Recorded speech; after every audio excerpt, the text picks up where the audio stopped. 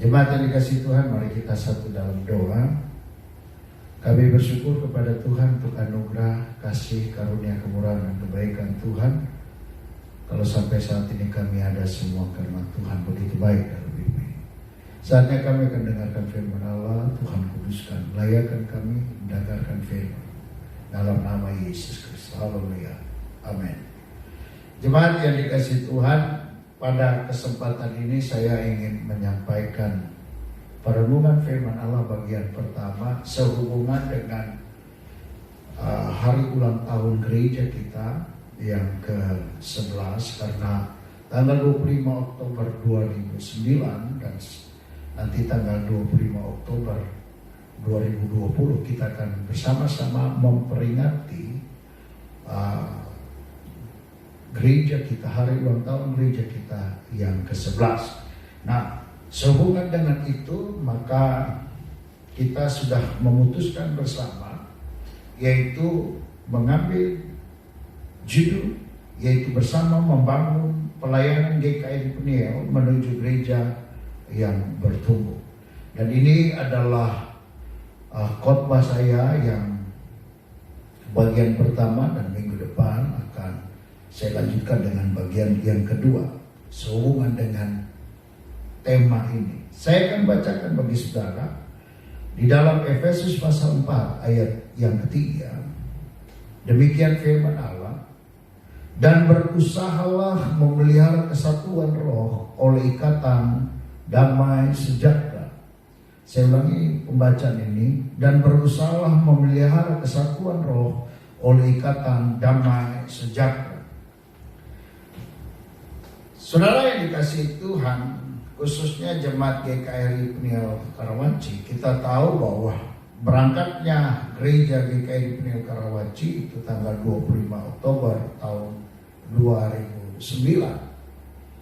Dan yang perlu saya jelaskan adalah mengenai tema kita pada tahun ini, yaitu bersama membangun pelayanan GKI Peniel menuju gereja yang bertumbuh.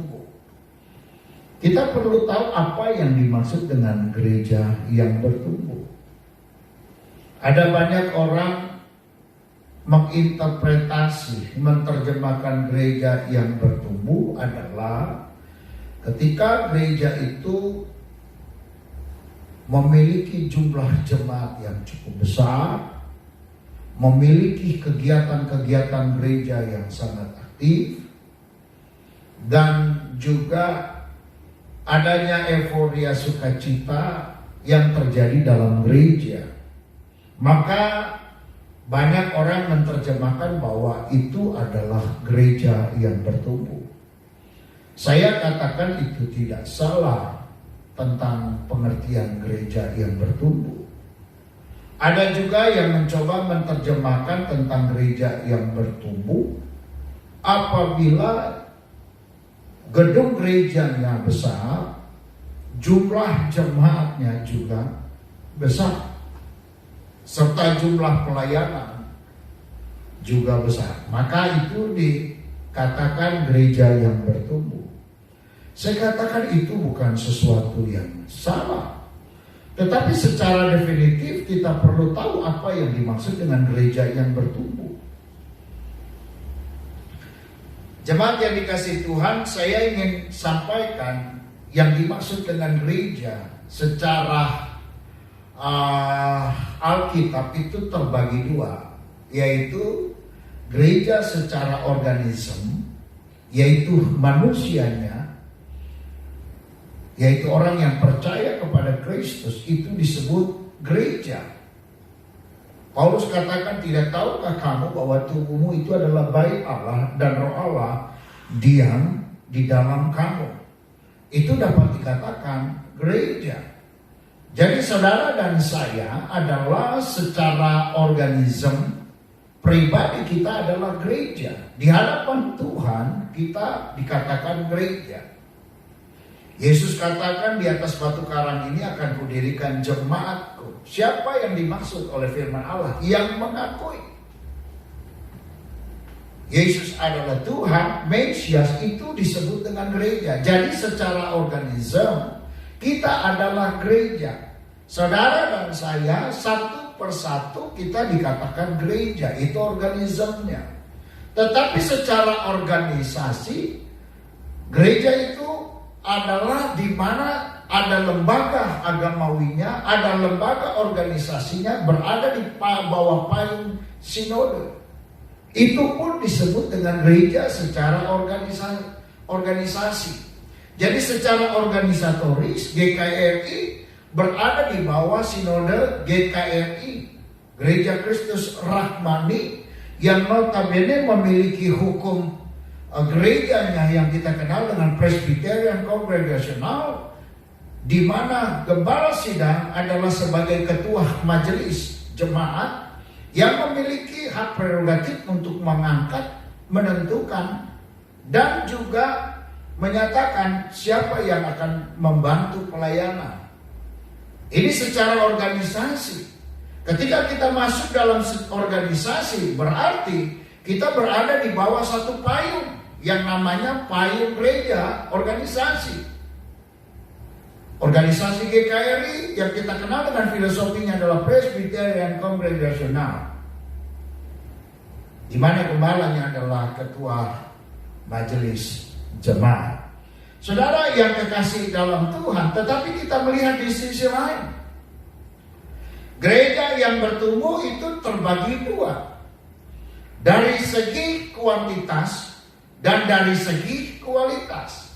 Segi kuantitas itu disebut dengan pertumbuhan jumlah jemaat.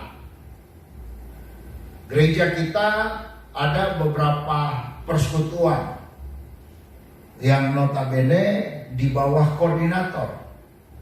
Ada persekutuan Binong Permai, ada persekutuan Lipo Karawaci, ada Bumi Kelapa II, dan ada Harapan Kita. Selain itu ada juga komisi. Ada komisi pemuda remaja, sekolah minggu, kaum bapak dan kaum ibu. Masing-masing komisi berada di bawah ketuanya masing-masing. Dan saudara yang dikasih dalam Tuhan, pertumbuhan gereja secara kuantitas itu adalah pertambahan jumlah jemaat. Gereja yang bertumbuh secara kuantitas, kalau tidak disertai dengan kualitas, maka gereja ini akan menghasilkan sesuatu yang tidak sesuai dengan alat ukurnya Tuhan. Ada banyak orang berbondong-bondong mencoba membangun gereja yang penting bertumbuh secara kuantitas. Saya katakan tidak salah bertumbuh secara kuantitas, tetapi menjadi salah kalau kuantitas itu menjadi alat ukur pertumbuhan gereja. Kenapa, saudara?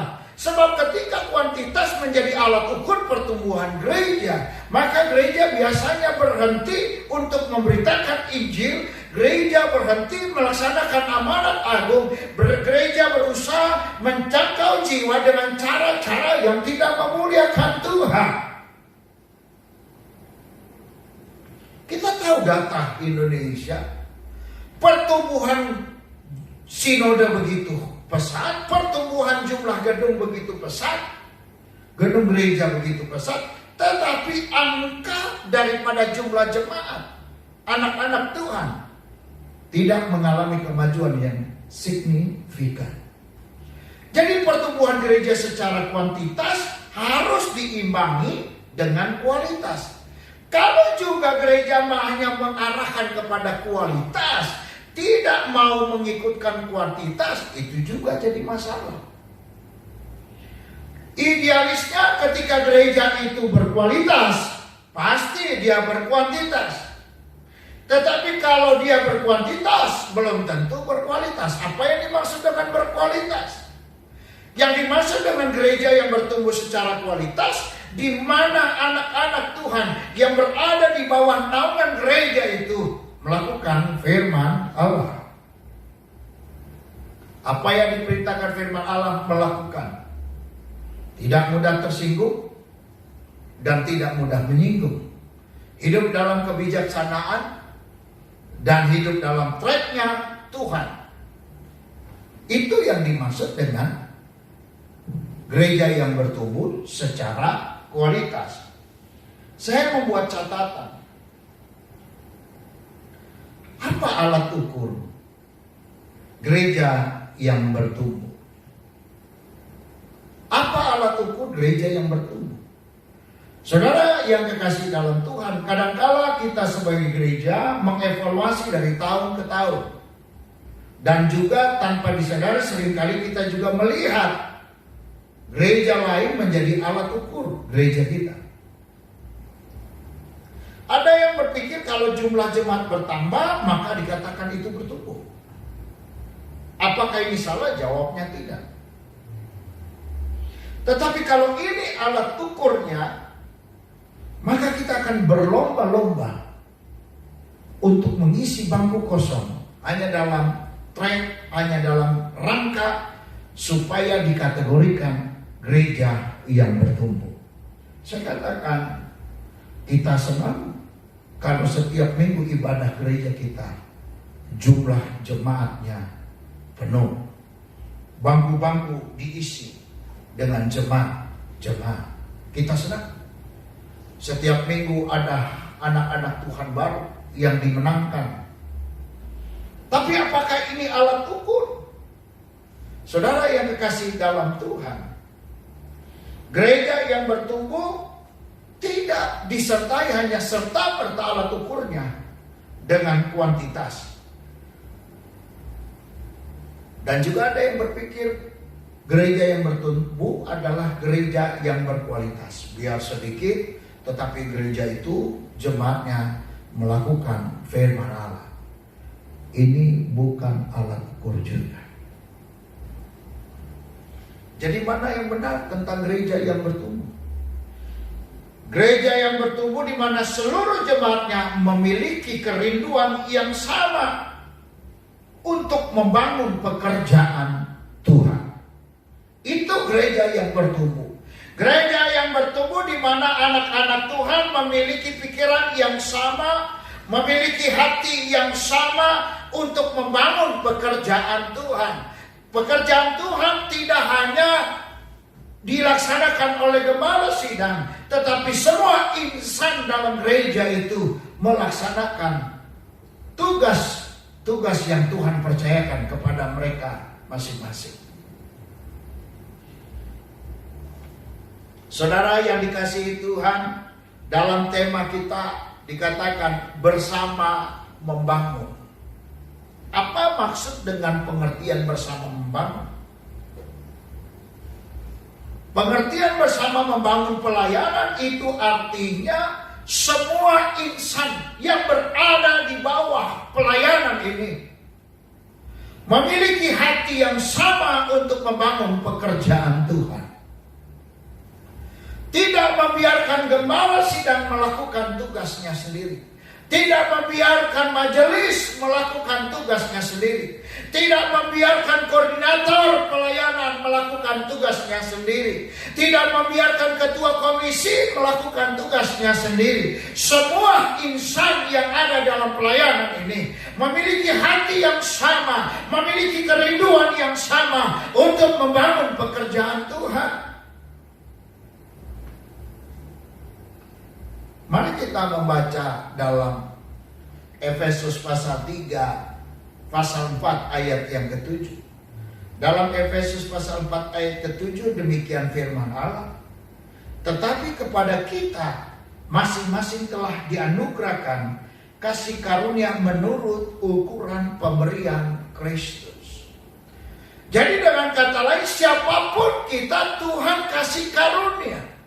Tuhan berikan kemampuan, Tuhan berikan potensi untuk menumbuhkan pekerjaan Tuhan. Adalah salah kalau kita hanya membiarkan para pelayan yang mengerjakan dan kita duduk tenang, diam-diam saja dan membiarkan itu tugas pelayan. Karena saya ingin sampaikan, dalam diri kita masing-masing memiliki potensi untuk bisa terlibat dalam pekerjaan Tuhan. Karena firman Allah bilang, telah dianugerahkan kasih karunia menurut ukuran pemberian Kristus. Saudara bisa bilang, saya sudah umur 80 Pak Pendeta, tapi masih punya tugas. Setidaknya berdoa bagi gereja. Pak Pendeta, saya tidak punya uang untuk menopang, tapi masih punya tugas untuk mengingatkan rekan-rekan lain beribadah. Pak Pendeta, saya tidak punya kemampuan finansial untuk mengembangkan pekerjaan Tuhan. Masih ada tugas duduk di kaki Tuhan untuk mendoakan pekerjaan Tuhan. Siapapun kita punya kemampuan, dan Tuhan memberikan, Alkitab bilang Tuhan memberikan pemberian menurut ukuran daripada Kristus. Jadi kalau kita bilang bersama membangun, artinya jangan ada yang topang dagu, diam-diam saja, tidak mau terlibat dan mengatakan itu kan tugas majelis, itu kan tugas gembala, itu kan tugas koordinator, itu kan tugas komisi. Oh, saya diam-diam. Padahal Tuhan memberikan kepada kita, yaitu dikatakan kasih karunia menurut pemberian Kristus. Saudara yang dikasihi Tuhan, masing-masing kita punya kemampuan untuk membantu menopang pekerjaan Tuhan. 11 tahun kita bangun pelayanan ini dengan tertatih-tatih. Ada banyak persoalan dalam pelayanan ini, tetapi sampai saat ini pelayanan boleh berjalan semua karena anugerah Tuhan. Tetapi saya ingin sampaikan, baik jemaat yang ada dimanapun, perlu pahami bahwa saudara dan saya diberikan karunia kasih karunia menurut ukuran pemberian Kristus. Jadi kehadiran kita di tempat ini, Tuhan kasih karunia, Tuhan memberi kasih karunia. Ya, bagaimana ya pekerjaan Tuhan bisa maju? Jangan cuma sampai dalam pikiran atau sampai dalam omongan. Hanya kerjanya orang bilang NATO, no action, talk only. Saudara yang dikasih Tuhan, saya ingat seorang pelayan, dia bilang begini, jangan kerjanya hanya mengkritisi kalau tidak memberikan solusi. Ada yang seperti itu, mengkritisi tapi tidak pernah memberikan solusi. Saudara, kita sebagai anak-anak Tuhan, jemaat GKI Peniel, 11 tahun Tuhan percayakan untuk membangun ini. Perlu kita tahu bahwa setiap kita memiliki kasih karunia masing-masing. Tuhan kasih beri saya talenta. Mungkin Tuhan kasih saya bisa bermain musik, bisa memimpin jemaat, bisa mengajar, bisa berkhotbah, bisa bernyanyi. Itu talenta yang Tuhan beri. Tetapi pertanyaannya, kalau kita bilang ini saya nggak punya, itu pertanyaan yang kurang baik. Bahwa saudara itu punya, karena Tuhan memberikan pemberian itu menurut ukuran. Di dalam kitab Matius pasal 25 itu selalu ada talentanya. Siapapun kita harus tahu diri, cakap diri, mengerti apa kita, siapa kita, dan bagaimana kita dalam pekerjaan Tuhan. Apa masalah di dalam membangun bersama menuju gereja yang bertumbuh? Apa masalahnya? Ketika kita ingin membangun bersama-sama membangun menuju gereja bertumbuh, apa permasalahannya? Permasalahannya adalah sederhana. Alkitab bilang dalam ayat 3, berusaha memelihara kesatuan roh. Jadi ketika kita bersama membangun pelayanan menuju gereja yang bertumbuh, pertama yang harus kita tahu adalah apakah kita memiliki kesatuan roh. Ini adalah sebuah pernyataan yang bersifat simbolik yang Paulus sampaikan di dalam jemaat Efesus. Apa sih yang dimaksud dengan kesatuan roh? Yang dimaksud dengan kesatuan roh memiliki hati yang sama, memiliki tujuan yang sama, memiliki pandangan yang sama, yaitu Kristus harus dipermuliakan melalui pekerjaan Tuhan yang ada di GKI Peniel Karawaci. Kesatuan roh. Alkitab bilang mengajar kepada kita di dalam ayat 3 dan berusahalah memelihara kesatuan roh. Saudara, kalau kita jemaat GKI Peniel Karawaci semuanya memiliki pandangan yang sama, Kristus dipermuliakan. Tidak ada kecurigaan dalam pekerjaan Tuhan. Tidak mudah diprovokasi dalam pekerjaan Tuhan. Tidak mudah digiring kepada sesuatu yang bersifat memecah belahkan pekerjaan Tuhan. Semua berorientasi kepada pekerjaan Tuhan. Semua melihat tentang pekerjaan Tuhan. Semua melihat tentang nama Tuhan dipermuliakan. Saya percaya kita punya kesatuan roh di sana.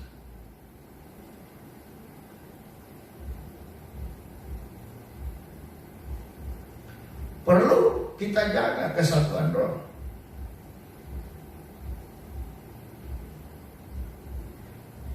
Tidak bisa kita mengedepankan kepentingan kita, mengutamakan diri kita, menonjolkan diri kita sendiri. Kita ingin membangun bersama, tetapi diri kita yang kita tonjolkan, itu menjadi masalah. Saudara yang dikasihi Tuhan, dalam perenungan ini, bagaimana kita membangun kesatuan roh itu? Ya, tidak mudah, saudara. Ini bahasa simbolik yang Rasul Paulus sampaikan. Bagaimana kita membangun kesatuan roh itu? Alkitab berkata, dan berusahalah memelihara. Dan bagaimana memeliharanya?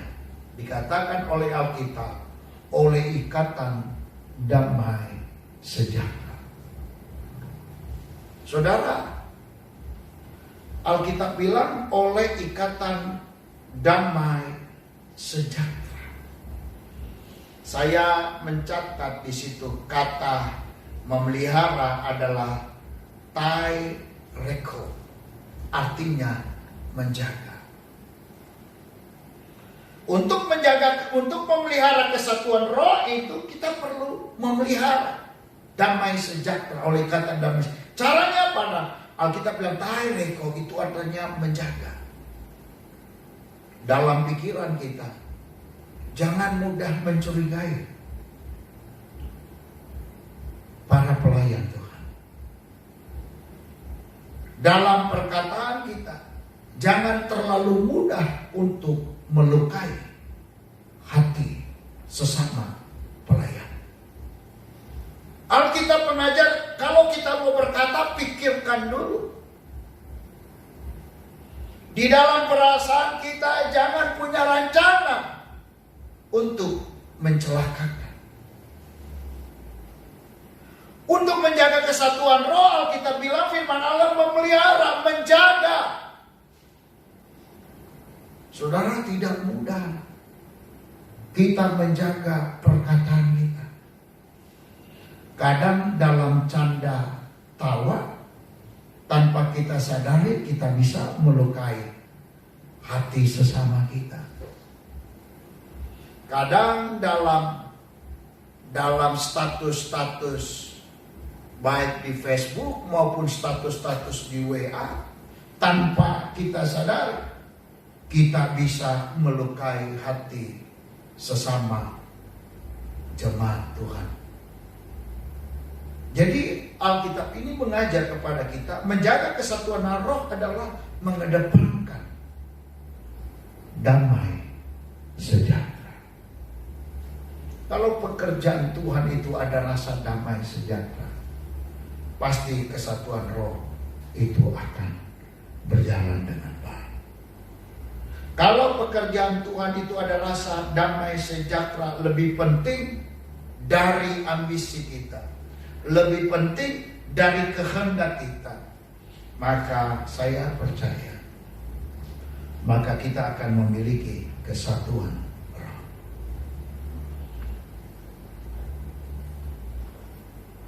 Saudara yang dikasihi Tuhan, bersama membangun pelayanan GKRI Peniel menuju gereja yang bertumbuh tidaklah mudah pada masa pandemi ini, tetapi bisa menjadi mudah bertumbuh kalau semua jemaat Tuhan yang mendengarkan khotbah ini selalu memberikan waktu dan kesempatan untuk mengambil bagian melalui video yang ditayangkan ini.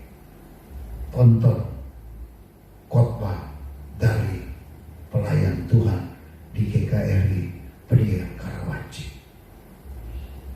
Apakah salah menonton video yang lain? Saya katakan tidak. Tetapi saudara dan saya selama masih berada di dalam naungan wadah GKRI, topang pekerjaan Tuhan. Apa salah satu topangannya? Ya, kita membuat video ini live ini untuk ditonton supaya saudara mengikutinya. Jangan berhenti tengah jalan, alasan kuota dan lain sebagainya. Siapkan. Itu salah satu bentuk topangan. Dan yang kedua, salah satu bentuk topangan pekerjaan Tuhan. Mungkin kita tidak lagi beribadah bersama, tetapi saudara bisa mengambil bagian dalam pekerjaan Tuhan untuk yang ada di GKRI Peniel Karawaci ini.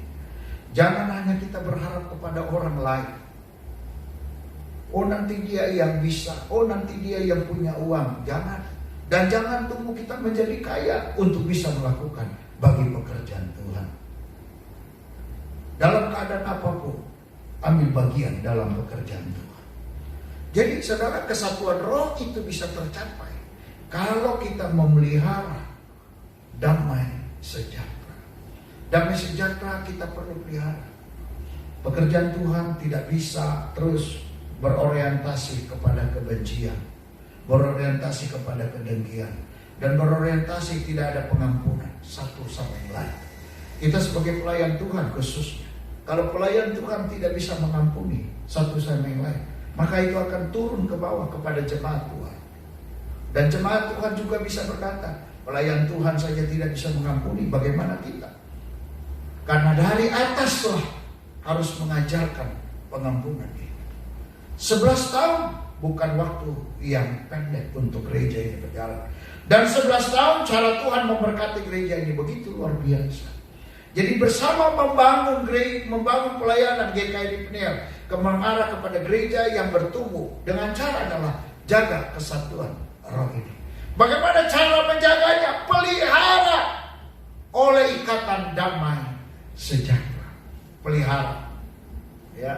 Saya kira saudara yang dikasih dalam Tuhan, di salah satu komplek tempat gereja saya, tempat tinggal di mana saya tinggal, ada seorang ibu yang tiap pagi selalu dia memberikan makanan untuk kucing. Malam, sore lagi dia beri. Dia pelihara. Sehingga kucing bisa tahu kalau si ini tiap hari akan memberikan makanan. Karena itu dipelihara. Nah saudara yang dikasih dalam Tuhan, memelihara damai sejahtera dalam pekerjaan Tuhan itu akan menghasilkan kesatuan roh. Dan kalau kesatuan roh terjadi, maka kita akan bisa membangun bersama pelayanan GKRI menuju gereja yang bertumbuh. Inilah khotbah bagian pertama dari acara peringatan gereja kita yang ke-11, yaitu membangun bersama menuju gereja yang bertumbuh. Kiranya Tuhan memberkati. Mari kita berdoa. Terima kasih untuk firman Allah yang sederhana ini, membantu kami untuk mengerti. membantu kami untuk memahami, dan di dalamnya hanya nama Tuhan dipermuliakan, nama Tuhan diagungkan. Kalau ada jemaat yang lemah, Tuhan kuatkan. Kalau ada yang susah, Tuhan hiburkan. Kalau ada yang sakit, Tuhan sembuhkan. Di dalam nama Tuhan Yesus Kristus, nama di atas segala nama, nama yang sudah mengajarkan kami berdoa. Bapa kami yang di surga, dikuduskanlah namamu, datanglah kerajaan-Mu. Jadilah kehendakmu di bumi seperti surga. Berikanlah kami pada hari makan kami secukupnya, dan ampunilah kami akan kesalahan kami, seperti kami juga mengampuni yang bersalah kepada kami. Dan jangan membawa kami dalam pencobaan, tetapi lepaskanlah kami dari yang jahat, karena Engkau yang punya kerajaan dan kuasa dan kemuliaan sampai selama-lamanya. Amin.